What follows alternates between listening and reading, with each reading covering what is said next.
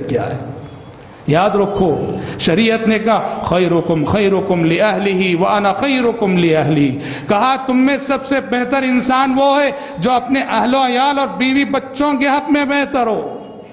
ہم دوستوں کے لیے بہت اچھے ہیں، ہم رشتہ داروں کے لیے بڑے اچھے ہیں، ہم بزنس پارٹنرز کے لیے بڑے اچھے ہیں، ہم پڑوسیوں کے لیے بڑے اچھے ہیں، اور برے ہیں تو بیوی بچوں کے لیے۔ کیسا ستم ہے، کیسا ظلم ہے یہ؟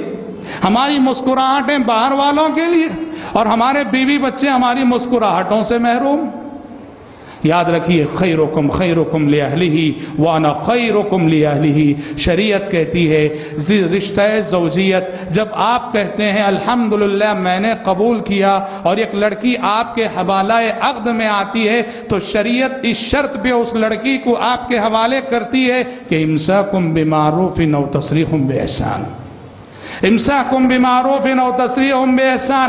آج تک یہ لڑکی اجنبی تھی، آج وہ تمہارے رشتے میں آئی ہے، اور شریعت اس لڑکی کو تمہارے رشتے میں اس شرط پہ دے رہی ہے جب تک اس کو اپنی زوجیت میں رکھنا ہے بھلے طریقے سے رکھنا ہے۔ اور اگر اللہ نہ کرے انبن ہو گئی، نبھ نہ سکی، اختلافات بڑھ گئے اور طلاق دیے بغیر کوئی چارہ نہیں، تو شریعت کہتی ہے کہ چھوڑنا بھی ہو تو احسان کے ساتھ چھوڑنا ہو، تسریح باحسان۔ رکھنا بھی معروف اور احسان کے ساتھ، چھوڑنا بھی معروف اور احسان کے ساتھ۔ کہاں چلی گئی شریعت کی یہ تعلیمات؟